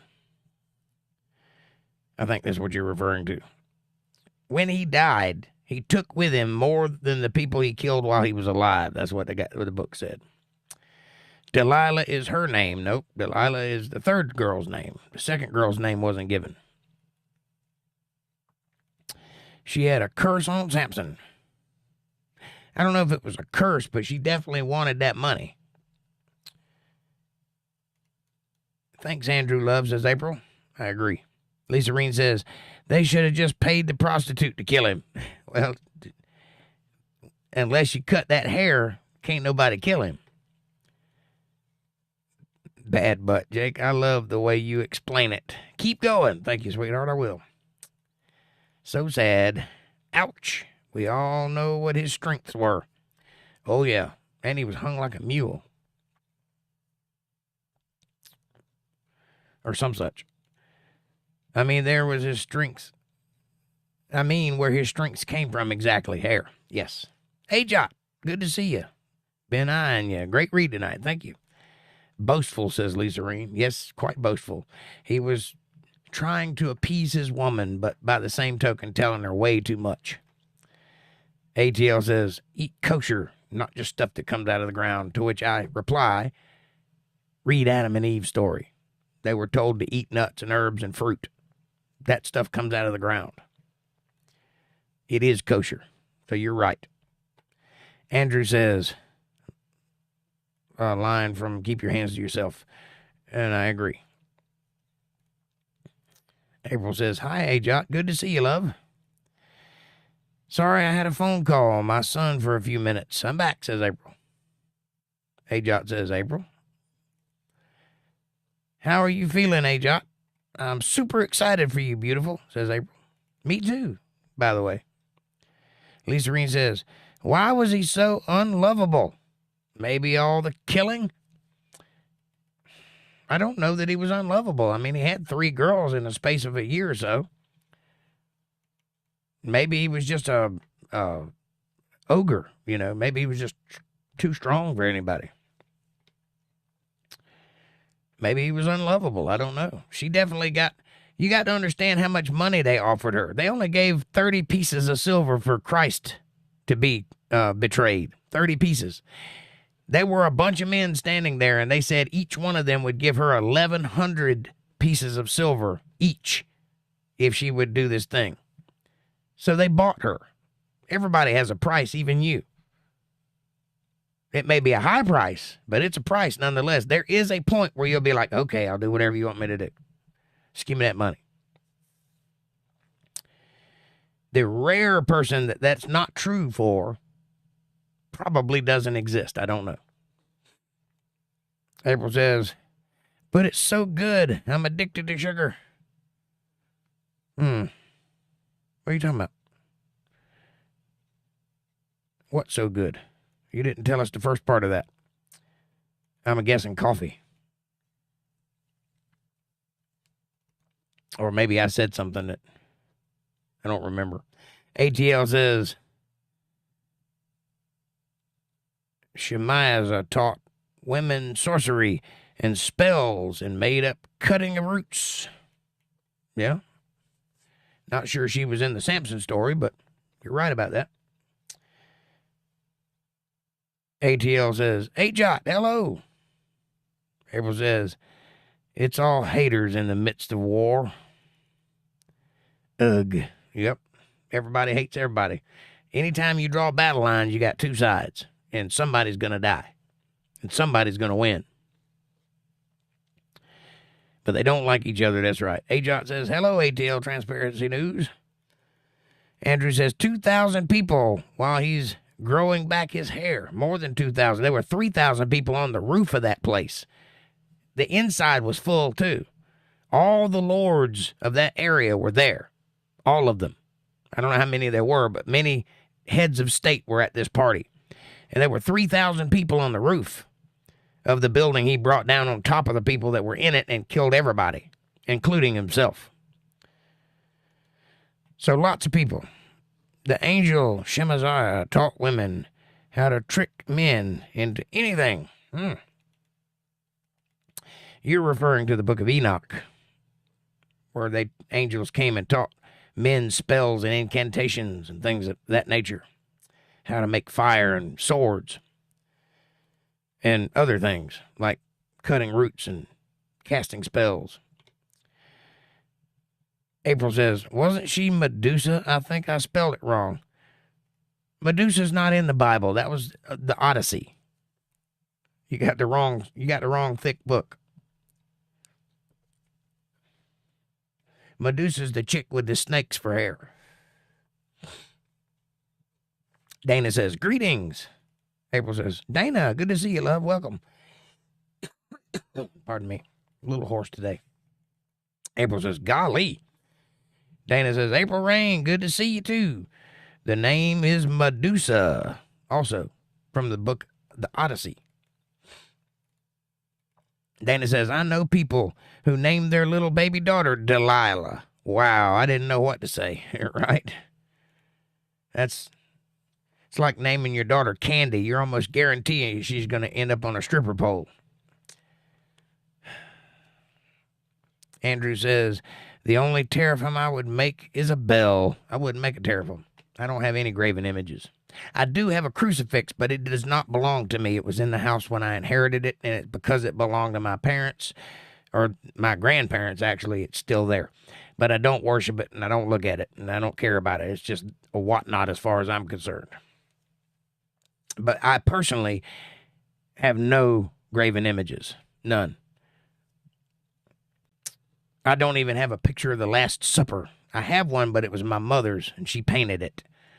But I don't have one. That belonged to her. April says, thanks for love. You're welcome. I'll give you all the love I got, honey. You give me all the love you got, I'll give you all the love I got. April says, oh, okay. No, I was wondering if Delilah was turned into Medusa. Obviously not, but it sounds a lot like her. In that Medusa was a temptress, yes. But the story goes way deeper. Read the Odyssey. I think you'll like it. Dana says, I didn't know what to say. Correction. Right. You said it right. I understood what you meant. April says, you're fine, hun, LOL. I appreciate the correction. I do have word correction on my phone, but I need to change some keyboard preferences. Ugh, LOL. I didn't realize I corrected you, but if I corrected you, it's because I was trying to understand what you were saying.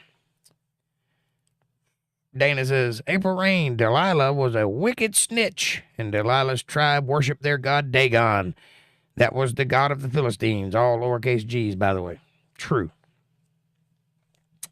And I don't know that she was wicked, but she definitely had a price, and they found it. That's what you get for dating strange women, by the way. The Bible warns you not to do that. What does that mean? That means women of a different religious background than you. Not race, religion. Don't date strange women because they will turn on you. They will do lots of things that you shouldn't let them do. April said, thanks, Dana. I appreciate you. Dana says, you are very sweet, April Rain. Yes, she is. She has almost single-handedly kept this podcast afloat for the past 5 years. Very sweet. You too, Dana. Aw, says April. Andrew says, second commandment, never make unto me any graven image. That's commandment number 1.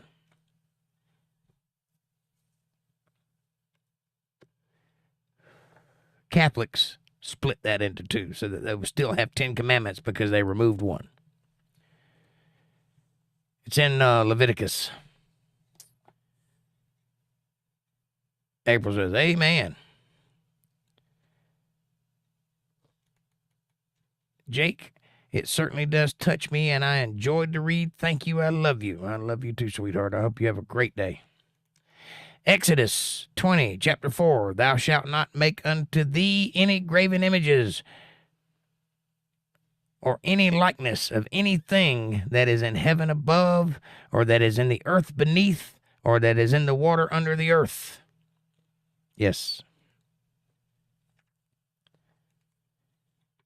April says, be sure to like, subscribe, sub, share. Much love, everybody. Thank you, April. May God bless us all. Bravo, Jake. Amen. Thank you, sweetheart. It was a business proposition. Right. Yes. They found her price, and she obliged, but she warned him every time. He did not see it coming. And not only that, she did the binding every time. And the only time that she let them involved is when they shaved his head. She did not shave his head. They did. But she let him sleep on her lap while they did it. So, she was complicit. I'm not saying she's not in the wrong. She's definitely in the wrong. But it was a business proposition. That woman's, if she wasn't at that party and didn't die, she's probably set for life.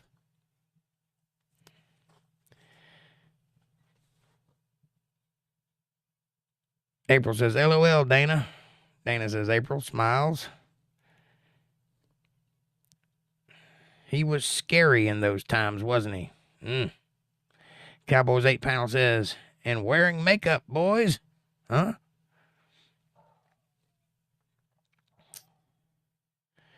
When you were preaching about food, says April. Oh, yeah. I'm addicted to sugar, too. But I am aware of what it would take to be healthy. I got it now. She sure was a sneaky snake. She was a sneaky snake. Andrew says, first commandment is never have any gods before me. That's all the same commandment.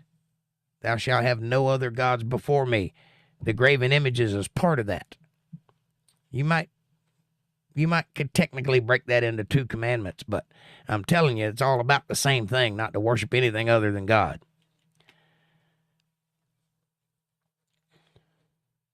Some people say that when you go through some extreme trauma in your life, the brain has a self-defense mechanism, and people forget the trauma. This is why I don't remember school. Some people can bifurcate and forget traumatic things. I cannot. I also cannot be hypnotized. Way too smart for that. It's too dumb. That's why it can't happen. I also cannot hallucinate, by the way. I have taken hallucinogenic drugs and did not hallucinate. So apparently my brain knows the difference between reality and not. I don't know. It's weird. But some people are very susceptible to suggestion and also can bifurcate and repress thoughts and memories and such. I can't do that. I have to live with everything I've done. Look at my eyes. Nothing but pain. I watched the Clash of the Titans. Well, then you know who Medusa is. It's not biblical, but it's a great story.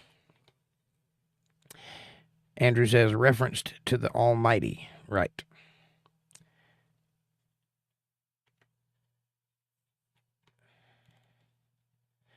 Jake, you've been putting the work in, and for that, I love and support it with you always. Well, thank you, honey. I will always put the work in, and I'm grateful for your support.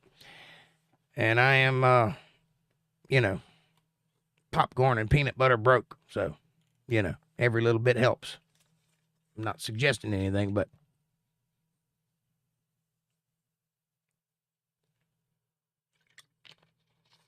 Dana says, school is a camp of indoctrination. Yes, it is. I am glad I forgot all about the school. I honestly cannot remember a thing I learned in school, and I'm a teacher. Honestly can't remember a thing. I remember being there. I remember being in math class, but I couldn't tell you what we learned while we were there. And I also have an eidetic memory. I remember almost everything, and I can't remember anything from school. So maybe you're right about that. Eidetic, which is different from the other word that I can't think of right now. See? Eidetic means I remember everything if I want to. What do you think about long hair being spiritual? I don't know. Never crossed my mind.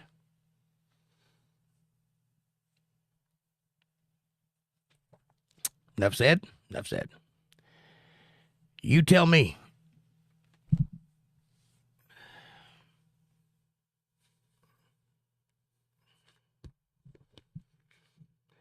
What do I think about long hair being spiritual? April says, I believe that.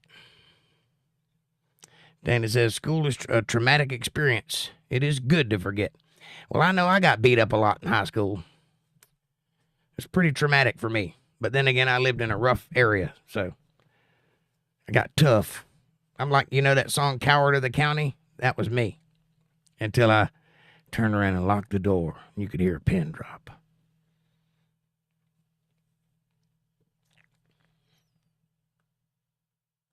Really, I got the heck out of there. Anyone, says Andrew, that has neurodivergence cannot always be psychologically influenced from prescriptions. Interesting. I did not know that. I know that some things don't work on me that work on other people, like the power of suggestion. Like you can yawn all day long and I won't yawn. But I bet you 2 or 3 of you have yawned just because I said the word yawn. You can't hypnotize me. I've tried. I wanted to believe in that stuff. I wanted to believe in psychics and ghosts and all that stuff when I was younger. And I went looking for it. And I couldn't find it. And everywhere I found, all I found was charlatans. There's a bunch of people out there taking advantage of other people. But very, very seldom have I ever found anybody that made sense that could actually do those things. I don't think it's real. I don't think hypnotism is real. But some people swear that they can be hypnotized. Am I calling them a liar? Not necessarily, because I admit there are things that I don't know, but it doesn't work on me. I can tell you that from experience.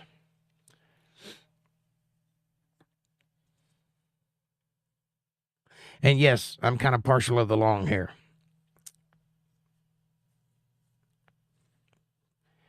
And no, it's not an identity thing or a political thing. Mostly it's I'm too lazy to get a haircut thing, but other than that, it's because I've always had long hair. All my life. Some of that could be because of the story we just read. I don't know. April says, I love the 2nd and the 6th. 2nd and the 6th what?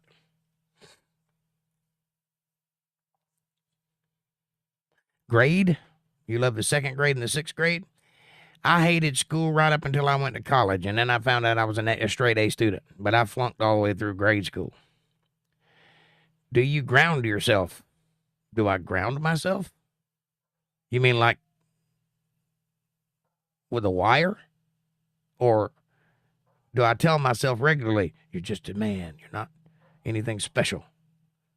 What do you mean by that? Do I ground myself? Well, if I'm messing with electricity, I'd like to ground myself, yes.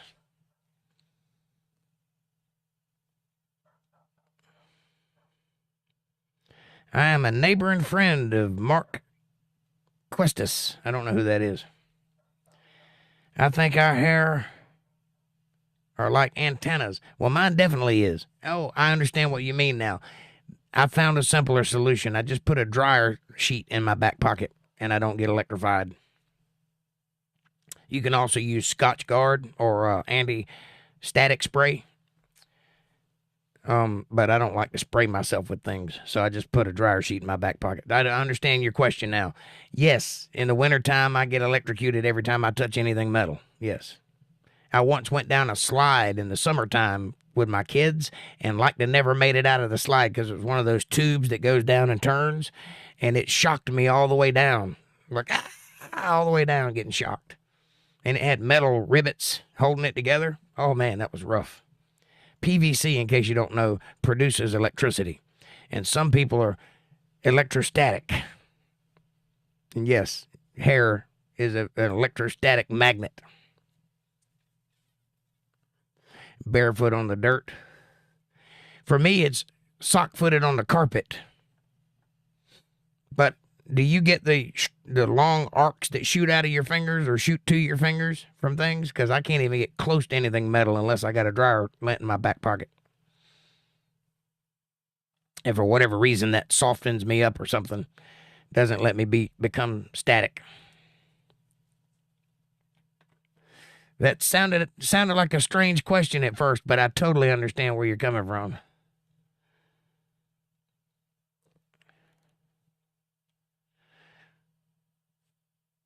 I tell you something else, too. Now, this could be a matter of what something's made out of. I don't know. It could be the fact that beds used to have box springs with actual metal springs in them. I don't know. But when I was a kid and late at night in Georgia, in a hot summer night when we have a box fan in the window because we didn't have electricity, I could hear the radio. clearly enough to understand what song was being played. Coming through the air. I don't know if everybody's experienced that, and I don't know if it's because of the stuff the fan's made out of or the stuff the bed's made out of or this stuff here. I don't know which, but I know it was done, and I remember it happening. I get a shock once in a while. I get it all the time. April says, ground. Yes, I always went barefooted as a kid. We had stickers, sand spurs. When roly-polies existed, they still exist. I got roly-polies in my yard right now. You're just in a place that don't have roly-polies. Conductive, says Dana. Yes, yes, yes.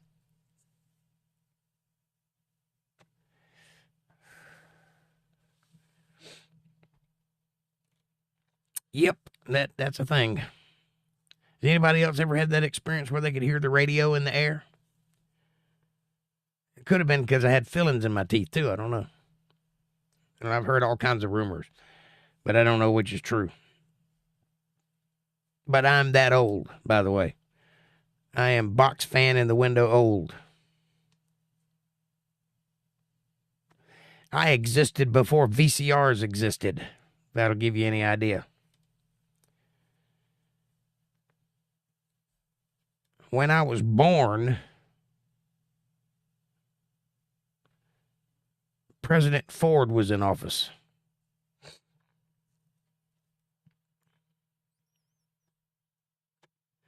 That's Ford, as in after Nixon.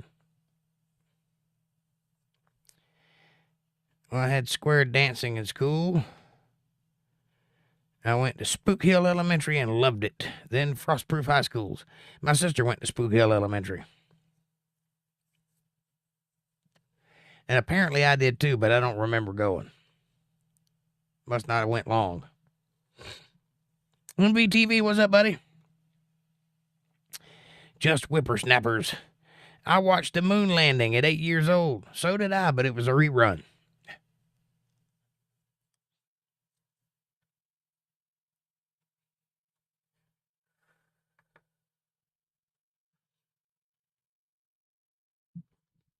You guys are crazy.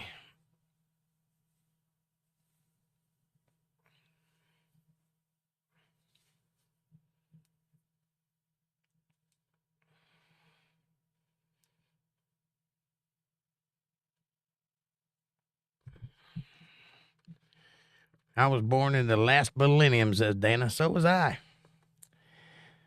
So was I. I was in the middle of that millennium. A little on the upper side of it. I was born in 74. And a lot of things happened in 74. Some good movies came out in 74.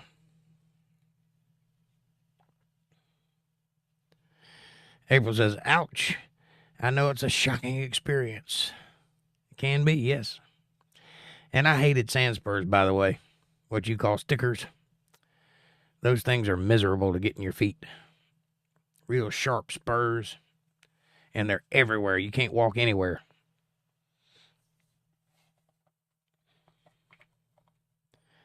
April says, hello, MVTV. Good to see you, love. I call them stickers. Well, they'll stick you for sure. I call them sand spurs because they're primarily in the sand. 1959 for me. High school in the 70s was exactly like the movie Dazed and Confused for me, at least. Yeah, school was way different when we were kids, that's for sure. April says, yes. Dana says, it sounds funny. Born in the last millennium. It does sound weird, doesn't it? It's hard to believe we're that old. I never thought we'd make it this far. MVDV says, April et al.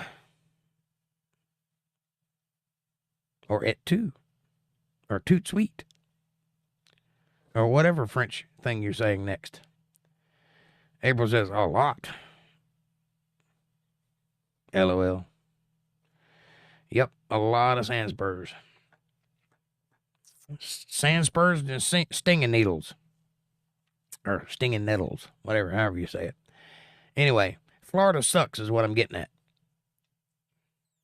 I can walk anywhere I want to barefooted around here, although I don't, because I'm weird about my feet. But I used to be barefooted all the time. And then one day, and I remember it like it was yesterday, I was laying in the grass in the ditch in my yard, looking up at the clouds going by, and I was laying there, beautiful, lush green grass, and I heard something out of my ear, and I turned my head, and I focused in on the grass, and I saw bugs crawling everywhere, and I jumped up off of that ground, and I ran in the house and took a shower, and I've never walked barefooted willingly outside again.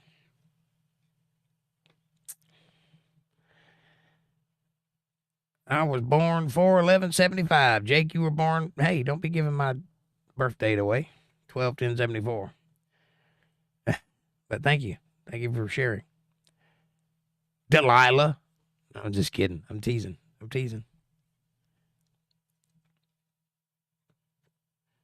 Sorry, Latin for all. By the way, I did get the 30-day Paramount Plus and almost wrapped up Picard Season 3. Believe they redeemed themselves. No spoilers, please. I won't give you any, but yes, I believe they did redeem themselves.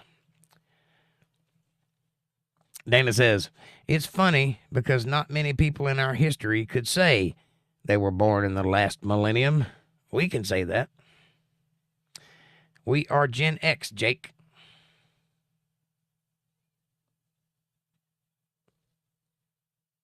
Or as I like to refer to it, Gen RX. What's your social security number? Just curious, you understand? 1186. I'm not telling you.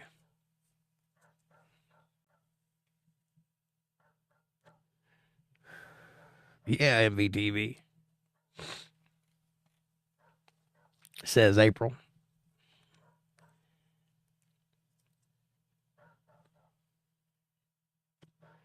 My address, too. You already got my phone number, don't you? It's not hard to find. I'll give it to you, too. If you just go right here and send me a little email and tell me who you are, I'll give it to you. Then you can contact me 24/7 if you need to, with questions or curiosities or just need somebody to listen. I am here for my peoples.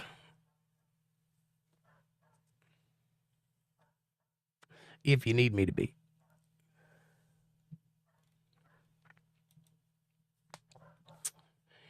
Be sure to hit that like button and subscribe to this channel. And also, if you haven't done so already, jump over to Untethered Live on Rumble. That's rumble.com/UntetheredLive. And see what we're doing over there. It's fantastic, and you don't want to miss a minute of it. It's good stuff over there. So go check that out. And also, while you're doing all those things, and my mouse is froze again. And the band. While you're doing those things. BJ, now I lay me down to sleep. Pray the Lord my soul to keep. If I die before I wake, BJ, I've been a good doggy. Best friend, right through it all. Kibbles and bits. BJ, Thank you very much. if I die before I wake, BJ. Enough of that. All right. I did my part. April says, yes, that's back in the good old days. Oh, yeah, back in the good old days. Dana says, heart. MVTV says it's a riding lawnmower, and the damn mower deck is not engaging. Everything seems to be working. Believe in adjustment, but I believe in an adjustment issue as I replaced the blades and had to dismantle it. It's probably an adjustment issue. Cowboys 8 Panel says I had to restart my phone. Well, you didn't miss a lot. I told everybody what my age and social security number and address was, but other than that, you missed nothing. Oh, and that we're Gen X or RX. 94.9 Delilah Radio. Aha. Hey, there you go. You youngins. You got us all beat, don't you?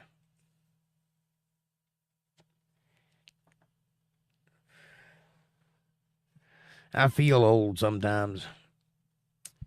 I also feel young sometimes, so go figure. It's a weird world we live in. I have never mowed grass in my life, says Dana. Wow. Really? You must be hot. Are you gorgeous? Tell us the truth.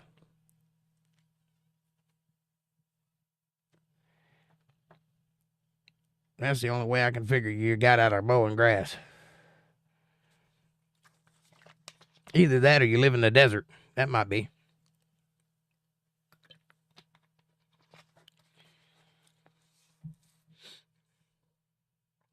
I have to mow grass weekly.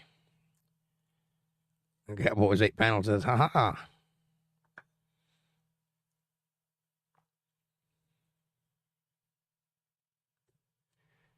Come on now, don't be bashful.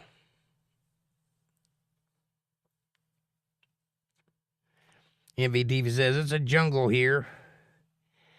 And I have a huge compound, plus the access road between chest high alfalfa is starting to disappear into 2 faint jungle tracks. Yeah, I'd say you need a bush hog and cut some grass. Because you don't know what's in that high grass. You might mess up your lawnmower forever. I've done that a couple of times. Because I don't care. I'll drive it right in there.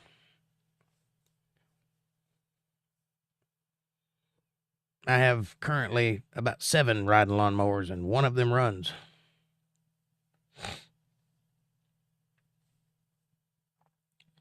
Most of them I inherited, though. That doesn't really count. I think about 3 of them are actually mine. April says, wow, MVTV sounds like Kevin's luck. I won't say what happened and where the mower ended up. Not 1 to 2 times, but 3 times. LOL. Oh, Kev, I think she's got your number, buddy. Cowboys 8 Pounds says, what a beautiful place you have in Montana. Yeah, it's pretty. And very scenic. Lots of view. Lisa Reen says 1961 was a really good year. That the year you were born? Or were you there? Dana says, I live in an old historical city of Prague, and all I see are ancient cobblestone streets. This is why I've never mowed grass. Oh, okay. Well, see, you could have took the high road and said you were hot, and I would have believed you. Cobblestones, that works. Not a lot of grass in cities. Apartment buildings don't have yards, so I understand. I live in a house on a street with a yard and lots of grass. April says, nice. MVDV says, yellow clover sprouted this year. Really clogs things up. But it looks like the Wizard of Oz, yellow hills outside the Emerald City. Cool. Do you ever go skipping down your driveway? I bet you do.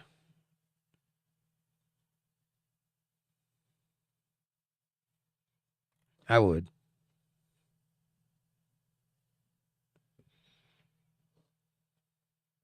Hi-ho, hi-ho. Or whatever song that they were singing. It's been a while. Kevin was born in 1962. Dana smiles. 1962. My sister was born in 69. Nice. We're all old fogies here. I got to tell you, I'm all right with being old, except I ain't crazy about the white hair. I don't like that too much because I can't grow hair on my face, so I just look like a hobo. Go figure. I could shave, but I'm way too lazy for that. MVTV says, I would love to see some real old cities. This is an 1883 homestead, and its comparison to Prague, that's barely yesterday. Laughable. I bet it looks pretty, MVTV, says April. Cowboys 8 Panel smiles. It is pretty. I got news for you, though.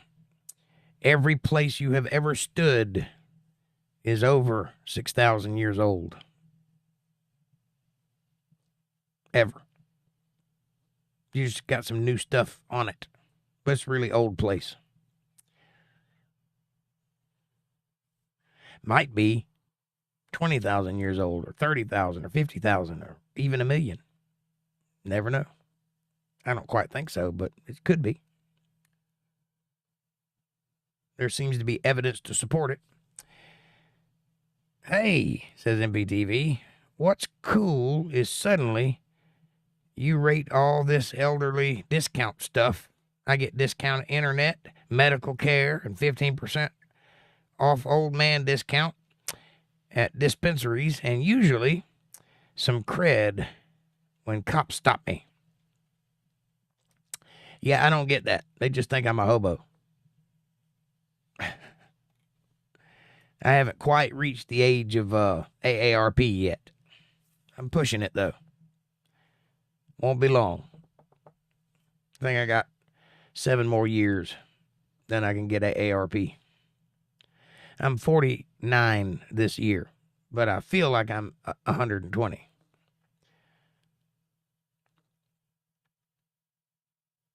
But I started early. That's probably why. I was living on my own when I was 11 years old.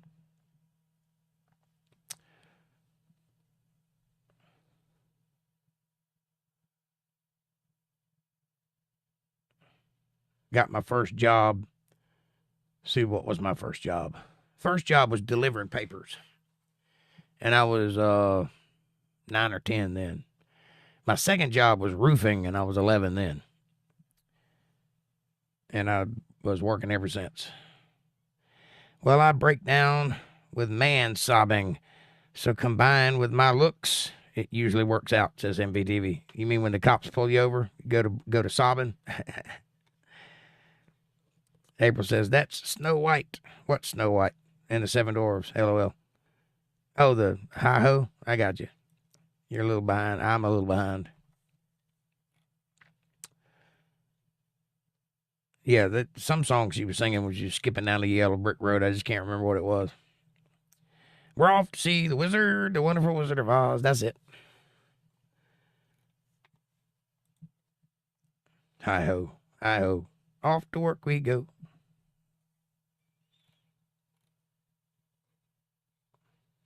MVTV says, 49 was before prime. Get seasoned better each year. Gads. That sounds like forever ago to me. And thing is, even my age now seems a what happened surprise. I understand. 11 years old, amazing. Well, it wasn't amazing at the time. It seemed like the thing to do. I was an unconventional kid. I don't think I've ever been young. Ask April. I was hanging out with adults my whole life. I never hung out with people my age. And I don't think I've ever been young. I think I was born an old man. Anyway, it was about 11, somewhere in that area. I moved out and was working a full-time job. And when I was 14, for sure, I was living with a woman in a condo in Bartow, Florida. Wow, Jake, you got it tough. But as I say, tough times make a man strong. Yeah. Well, I did have it tough, but I ain't complaining about it. That's just the way life is. I could tell you stories, though, that would curl your toenails. But that part of it wasn't the tough part. That was just life. I wanted to be a man. I was ready to be a man, so I went out and tried to be one. Didn't work out that well, but that's how it went, you know. I never stopped trying.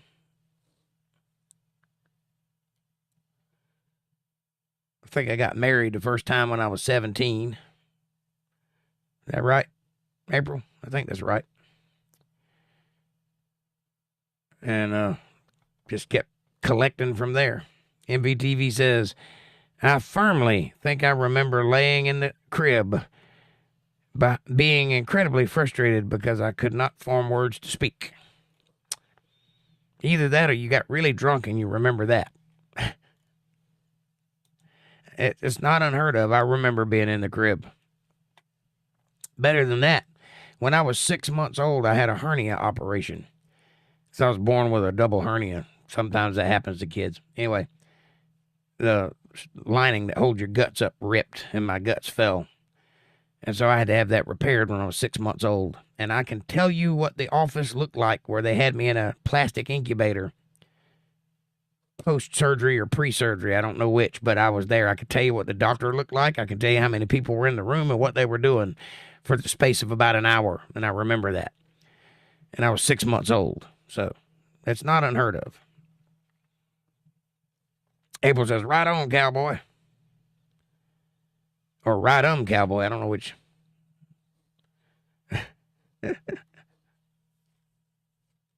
Both sound fun. April says, yes. To the, is that right question? Yes. Double hernia. Freak, sigh. MVTV. I don't know what caused it. Maybe I strained too hard or something. Who knows? Birth defect or whatever. Anyway, I've got a wire mesh in my stomach holding my guts up, and it seems to be stronger than anything nature provided, so it hasn't given me any trouble since. And I grew up with it, so it's probably gone now. It probably dissolved years ago. Who knows? April says, yay. Dana says, heart. It's one of those worlds, man. If you want to know about hard times, I can make you feel good about yourself. Both of us. Very true, says April.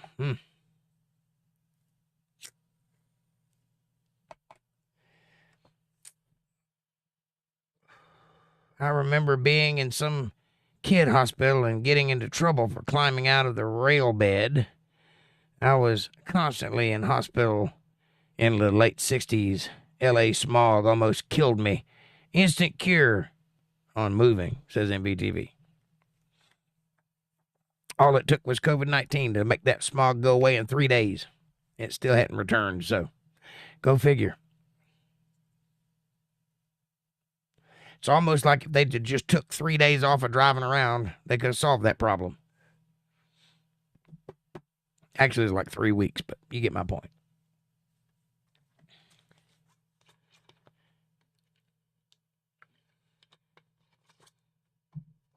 Yeah, I remember the LA smog, but it's not there now, oddly enough.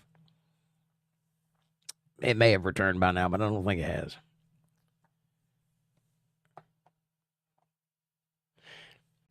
I also remember pictures of New York being smoggy.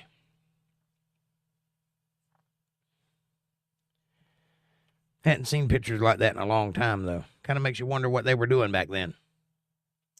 It's different than now. Could it have been the lead in the gas? I don't know. You were 18, I think. Somewhere in that area, 17 or 18. Geez, I was 53 when my friend Carol and daughter advised me to go away with days later. Found myself car camped in a cheap Corsica on Mead River, in Glacier with no clues or plans. And it worked out, though, says MBTV. So you started moving when you were 53, huh? I started early. That's why I feel so old. By the time most people are getting started with their lives, I'd already lived one. I actually started much younger than that because we had some complications after my 6th birthday. I was about 7 or 8, somewhere in that area. And we left Georgia under duress, let's put it that way, and moved to Florida, and we kind of hid out for a while under duress, let's put it that way. So my first memories are running for my life. The LA basin has a lot of topographical issues, making stringent air. I guess that's what that stagnant air. Add 50 times more emissions, etc. Oh, I ran away at 18 and been on the move ever since. Got it. Says MVTV.